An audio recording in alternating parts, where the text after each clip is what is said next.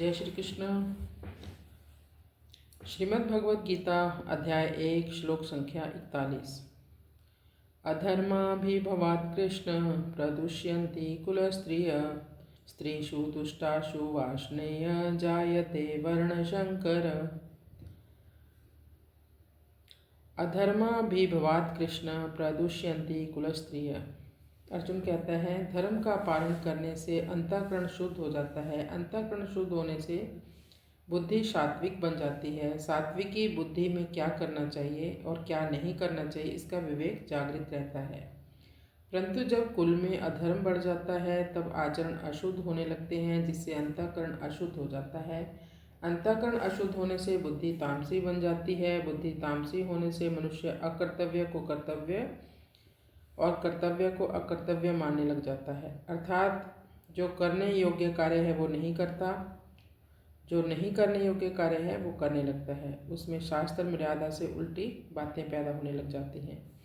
इस विपरीत बुद्धि से कुल की स्त्रियां दूषित अर्थात व्यभिचारिणी हो जाती हैं। स्त्रीषु दुष्टासु वार्ष्णेय जायते वर्णशंकर। स्त्रियों के दूषित होने पर वर्णशंकर संतानें पैदा होती हैं। पुरुष और स्त्री दोनों अलग अलग वर्ण के होने पर उनसे जो संतान पैदा होती है वह वर्ण शंकर कहलाती है।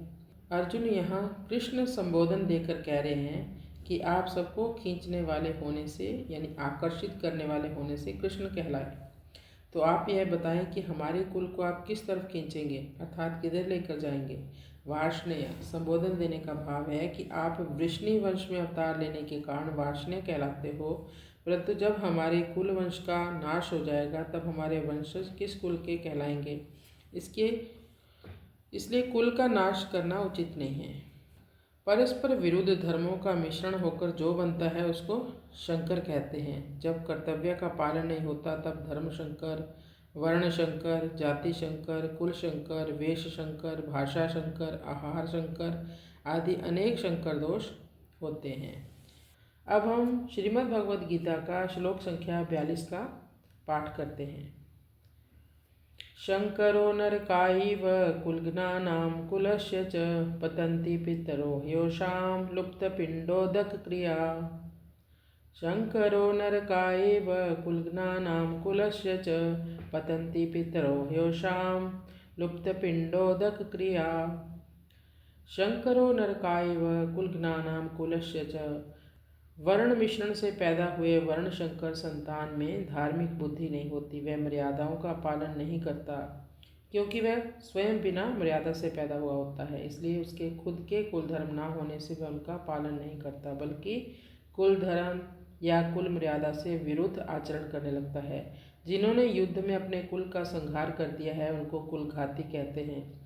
वर्ण शंकर ऐसे कुलघातियों को नरकों में ले जाता है। केवल कुलघातियों को ही नहीं बल्कि कुल परंपरा नष्ट होने से संपूर्ण कुल को भी वह नरकों में ले जाता है।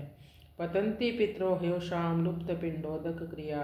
जिन्होंने अपने कुल का नाश कर दिया है ऐसे इन कुलघातियों के पितरों को वर्ण शंकर के द्वारा पिंड और पानी, श्राद्ध और तर्पण न मिलने से उन पितरों का पतन हो जाता है। कारण कि जब पितरों को पिंड पानी मिलता रहता है तब वे उस पुण्य के प्रभाव से उच्चतर लोकों में रहते हैं, परंतु जब उनको पिंड पानी मिलना बंद हो जाता है तब उनका वहाँ से पतन होना शुरू हो जाता है, अर्थात उनकी स्थिति उन लोकों में नहीं रहती। पितरों को पिंड पानी ना मिलने में कारण यह है कि वर्ण शंकर की पूर्वजों के प्रति आदर बुद्धि नहीं होती। इस कारण उनमें पितरों के लिए श्राद्ध तर्पण करने की भावना ही नहीं होती। अगर लोक लिहाज में आकर वे श्राद्ध तर्पण करते भी हैं तो भी शास्त्र विधि के अनुसार उनका श्राद्ध तर्पण में अधिकार ना होने से वह पिंड पानी पितरों को मिलता ही नहीं। इस तरह जब पितरों को आदर बुद्धि से और शास्त्र विधि के अनुसार पिंड जल नहीं मिलता तब उनका अपने स्थान से पतन हो जाता है। इसका भाव है कि पितरों में एक आजान पितर होते हैं और एक मर्त्य पितर होते हैं। पितरलोक में रहने वाले पितर आजान हैं और मनुष्य लोक से मरकर गए पितर मर्त्य है। श्राद्ध और तर्पण ना मिलने से मर्त्य पितरों का पतन होता है। पतन उन्हीं मर्त्य पितरों का होता है जो कुटुंब से, संतान से संबंध रखते हैं और उनसे श्राद्ध तर्पण की आशा रखते हैं। कृष्णं वंदे जगद्गुरु। हरे कृष्ण।